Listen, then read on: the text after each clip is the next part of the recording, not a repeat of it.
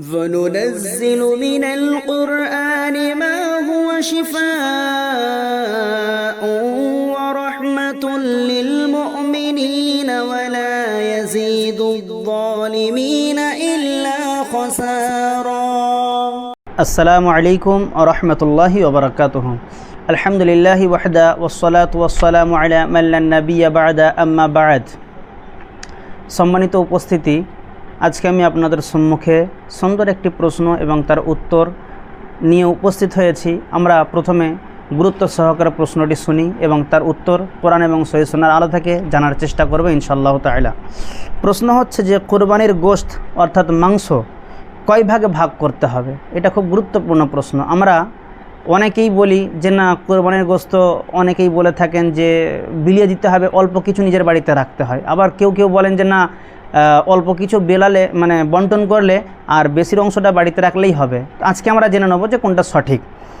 কোরবানির গোশত সাধারণতভাবে তিন শ্রেণীর মানুষ খাবে বা তিন শ্রেণীর মানুষের মধ্যে বন্টন করতে হবে। আল্লাহ তাবারাক ওয়া তাআলা যেটা সূরা আল হাজের 36 নম্বর আয়াতের মধ্যে বলেছেন যে ফাকুলু মিনহা ওয়া আতইমুল কানিআ ওয়াল মু'তাররা, যার অর্থ হচ্ছে যে এই কুরবানির গোশত হতে তোমরা খাও এবং অভাবগ্রস্তদের এবং ভিক্ষুকদেরকে দাও।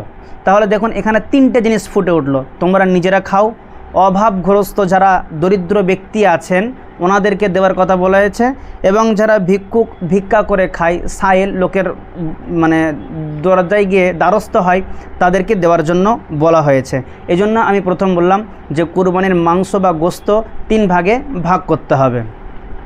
তো প্রথম হচ্ছে আপনি একটা কুরবানির পশু জবাই করলেন, জবাই করার পরেতে আপনি এক ভাগ নিজের বাড়ির জন্য রেখে দেবেন, নিজ পরিবারের জন্য। আর এক ভাগ হচ্ছে কি না, আপনার যে সমস্ত আত্মীয় স্বজনরা রয়েছেন, এই আত্মীয় স্বজনের মধ্যে যে সমস্ত ব্যক্তিরা গরিব দরিদ্র, হয়তো চাইতে পারে না কিন্তু তাদের চেয়ে খাবার মতন অবস্থা, কিন্তু তারা লজ্জায় চাইতে পারে না, এরকম ব্যক্তির বাড়িতে গিয়ে আপনি নিজে নিজে দিয়ে আসবেন। এটা হচ্ছে দ্বিতীয় মাধ্যম। আর 3 নম্বর মাধ্যম বা 3 নম্বর শ্রেণী হচ্ছে সেই সমস্ত লোকেরা যারা আপনার বাড়িতে দরজায় এসে আপনার কাছ থেকে চেয়ে নিয়ে যায়, যারা ভিক্ষুক বা ভিক্ষা করে খায় অথবা সাইল যারা চেয়ে চেয়ে খেয়ে থাকেন। তাহলে এই 3 শ্রেণীর মধ্যে আপনি কোরবানির মাংসকে বন্টন করবেন অথবা গোশতকে বন্টন করবেন।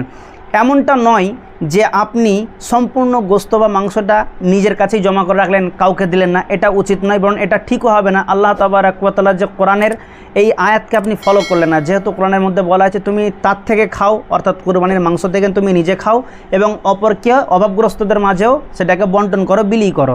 এবার আপনি যদি নিজে রেখেলেন তাহলে আপনি এই আয়াতটাকে মানছেন না। আবার যে আপনি সবটাই বন্টন করে দেবেন এমনটাও নয়।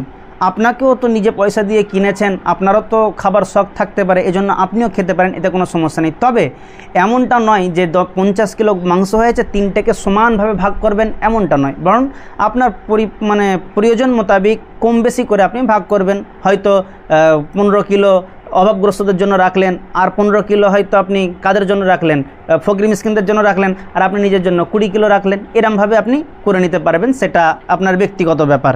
তবে এখানে আমাদের সমাজেতে অনেক একটা আলেমরা বলে থাকেন একটা হাদিস, সেটা হচ্ছে ইবনে আব্বাস রাদিয়াল্লাহু তাআলা আনহু বলেন রাসূলুল্লাহ সাল্লাল্লাহু আলাইহি ওয়াসাল্লাম কুরবানির গোশত 3 ভাগ করে 1 ভাগ নিজ পরিবারকে খাওয়াতেন, 1 ভাগ অভাব প্রতিবেশীদের দিতেন এবং 1 ভাগ সাইল অর্থাৎ ভিক্ষুকদের মাঝে মানে বন্টন করতেন, অর্থাৎ সাদকা করতেন। এ মর্মে একটি হাদিস পেশ করা হয়। দেখুন আমি কিন্তু কোরআনের আয়াত দিয়ে ওই ব্যাখ্যাটাই করেছি। এরপরও ইবনে আব্বাসের উদ্ধৃতি দিয়ে যে হাদিসটা বলা হয়ে থাকে, সেই হাদিসটার ব্যাপারে মুহাদ্দিসিন ইকরাম যারা হাদিস বিশারদ ওনারা তাহকিক করে বলেছেন যে এই হাদিসটির সনদ হচ্ছে সনদবিহীন হাদিস, সনদ ছাড়াই এই হাদিসটা চলে এসেছে।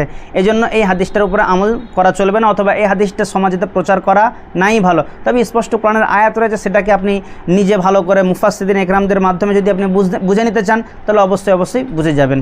তাহলে মুদ্রা কথা হচ্ছে এই যে কুরবানির মাংস আপনি 3টে ভাগ করবেন, নিজে খাবেন, অভাবগ্রস্ত আত্মীয় স্বজনদেরকে দেবেন এবং যারা চেনা অচেনা ভিক্ষুক বা সাইল রয়েছে তাদের মধ্যে বন্টন করবেন।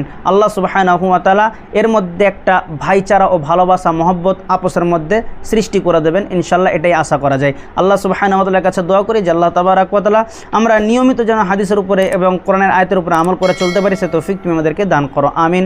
আসসালামু আলাইকুম ওয়া রাহমাতুল্লাহি ওয়া বারাকাতুহু।